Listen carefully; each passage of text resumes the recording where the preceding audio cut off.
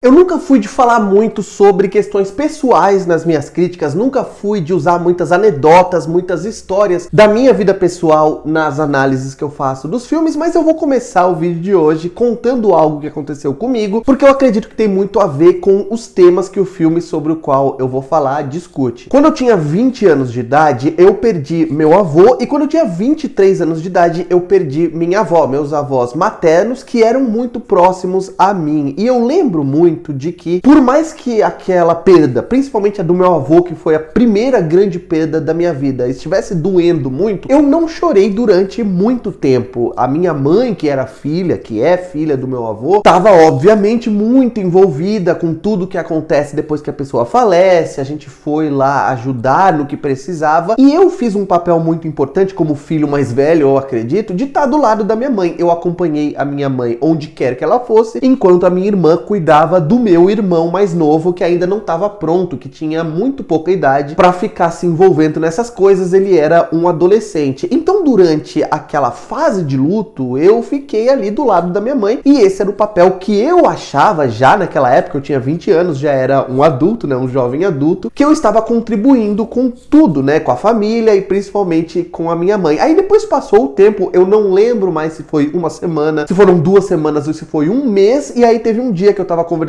com a minha irmã, era noite, na verdade, eu abracei a minha irmã, e aí foi a primeira vez que eu realmente chorei a morte do meu avô. Isso significa que durante aquelas 2 semanas, ou durante aquele um mês no qual eu não chorei, eu não estivesse triste, não estivesse sofrendo, não estivesse em luto? É óbvio que não. Mas eu processei o luto de uma maneira diferente da maneira com a qual as outras pessoas processaram. E eu tô falando isso, tô contando essa história pessoal, porque uma parte de você, que é um drama sueco que acabou de entrar no catálogo da Netflix, é justamente sobre isso. É um drama sobre uma personagem, então ele é quase um estudo de personagem, sobre uma pessoa que está em luto, mas que não está lidando com o luto da maneira com a qual as pessoas esperam que ela lide. Ela tá triste, mas a maneira com a qual ela tá processando essa tristeza não é convencional e acaba incomodando muita gente. O filme, que é dirigido por um cara chamado Sig Ekland, gira em torno da Agnes, que é essa menina que eu acabei de apresentar. A irmã dela morre num acidente, num dia que ela saiu pra beber. Tudo parece indicar que ela já tinha tido problemas com bebida antes. E não só ela volta à vida normal muito rapidamente, como ela começa pouco a pouco a assumir, de certa forma, alguns traços da personalidade da irmã, inclusive usar algumas roupas, ocupar o lugar da irmã, de certa forma, na família e também entre os amigos na escola. Eu gosto muito de como esse filme, por mais curto que ele seja, né, um filme de 100 minutos, de 1h40, hoje em dia dá pra gente considerar que é um filme muito curto. Ele tem tempo ali no primeiro ato de mostrar como aquelas duas irmãs eram próximas. A primeira cena do filme já é uma cena muito significativa nesse sentido, das duas na cama, conversando. A gente já começa a perceber muito claramente que elas são pessoas muito diferentes, né? A Júlia, que foi a menina que morreu, era uma menina muito mais expansiva, era uma menina que gostava de festas, que namorava, que tinha um círculo social. Já a Agnes gostava mais de ficar em casa, de ficar assistindo a um filme sozinha no quarto, mas mesmo assim as duas eram muito próximas. E obviamente quando aquela tragédia acontece, a gente sabe, mesmo que a personagem não demonstre muito isso, que ela tá sofrendo muito. E além desse filme lidar com o fato de que tudo aquilo que a Agnes está fazendo é para processar o luto, né, tentando de certa forma talvez entender a irmã, se colocar no lugar dela para conseguir traçar o caminho que ela percorreu, principalmente antes da morte, esse filme também é sobre o fato de que depressão e outros transtornos mentais costumam ser invisíveis em círculos sociais, porque a pessoa muitas vezes que está doente, que luta contra a depressão, que luta contra a ansiedade, que luta contra outros transtornos de personalidade ou transtornos mentais, muitas vezes está demonstrando uma expansividade, está demonstrando uma extroversão que esconde esse sofrimento dela de todo mundo, né? Todo mundo acha que a pessoa está super feliz, mas na verdade ela está sofrendo muito. Então o filme vai ser um processo, é um drama no qual essa protagonista vai descobrir como a irmã estava sofrendo, tudo aquilo pelo que a irmã estava passando, e a maneira com que ela faz isso é se aproximando cada vez mais, de uma maneira que ninguém entende, do papel da irmã. Eu consigo enxergar muita gente assistindo a esse filme e acabando repercutindo os preconceitos que o filme está criticando, porque o filme critica a maneira com que a sociedade coloca as pessoas em caixinhas e obriga as pessoas a agirem do jeito que elas acham que elas devem agir em cada determinada situação e eu consigo enxergar vários espectadores julgando a protagonista pela maneira com a qual ela tá processando o luto dela. Eu não sei se vocês concordam comigo, eu não sei se vocês têm pensado a mesma coisa, quem me acompanha aqui no canal há mais tempo, mas cada vez mais eu tenho percebido que o espectador de cinema que é exclusivo da Netflix, a pessoa que só assiste aos filmes que são lançados no catálogo da plataforma, acaba se tornando uma pessoa preguiçosa. São pessoas que têm uma visão de mundo muito maniqueísta, são pessoas que querem um tipo de arte muito simplista, muito simplificado, muito simplório. Eu tô usando 3 variações da mesma palavra, do mesmo radical, de uma maneira intencional. Recentemente, por exemplo, o filme Close, sobre o qual eu fiz uma crítica aqui no canal, entrou no catálogo da Netflix e o tipo de gente que tá assistindo aquele filme é completamente diferente das pessoas que assistiram ao filme em festivais ou mesmo no cinema. Pessoas que não conseguem entender o que aconteceu com o personagem, por exemplo, ou pessoas caindo nos mesmos julgamentos morais que o filme tá criticando, que tá no centro dos temas que o filme tá desenvolvendo, e eu acho que isso pode acontecer aqui também. E tem uma outra crítica que eu vou fazer aqui, a maneira com que a Netflix exibe os seus filmes, que é, em uma parte de você, tem uma música, que é a música do Avicii lá, como que é o nome da música mesmo? Wake Me Up, eu acho que é esse o título, que tem um papel muito importante na relação entre as duas irmãs, e o filme termina com uma cena que é uma cena que faz a gente pensar, é uma cena bastante significativa, seguida por essa música nos créditos finais. E qual é o papel dos créditos finais, gente? Durante toda a história do cinema, os créditos finais serviram não só por uma obrigação contratual de mostrar as pessoas que trabalharam no filme, mas também para tirar as pessoas da sala de projeção de uma maneira gentil, de uma maneira sutil. Você tá ali assistindo ao filme, você tá imerso na narrativa, né? A gente faz um pacto de suspensão da descrença com o filme, de acreditar que a gente tá assistindo a uma história real, mas no momento em que os créditos começam a subir, tem elementos da linguagem cinematográfica que ainda nos lembram da narrativa. Por exemplo, a música, e nesse caso é uma música bastante significativa pro filme, mas ao mesmo tempo a gente tá vendo os créditos subirem, lembrando que tem pessoas por trás dessa história, que isso não é uma história real, que é uma história que foi feita de forma ficcional, que tem uma equipe muito grande trabalhando nela, e aos poucos a gente volta de uma maneira bastante gentil para a vida real. Só que a Netflix, ela não permite que você sinta esse momento. Eu senti muito isso hoje. Eu me senti sendo empurrado para fora do filme de uma maneira bastante abrupta, porque quando a música começou a tocar, sentimentos vieram, né? Eu comecei a lembrar de coisas que eu vi no filme, mas a Netflix já joga uma propaganda de um outro filme para que você possa acessar outro conteúdo ao invés de você sair e ir fazer outra coisa. Ou seja, como a Netflix ganha com tempo de projeção, né, de pessoas assistindo aos filmes, ela joga já propaganda para você clicar em outro filme e dane-se se você quer aproveitar aquele momento de pensar naquilo que você acabou de assistir ou não. Gosto de uma parte de você, mas suspeito que vai ser um daqueles filmes que vai atrair um tipo muito específico de pessoa para fazer julgamento moral, que é justamente aquilo que o filme está criticando. Se vocês assistirem ao filme, eu quero que vocês venham aqui me dizer o que vocês acharam, se gostaram ou não gostaram, concordam ou discordam de mim, né, e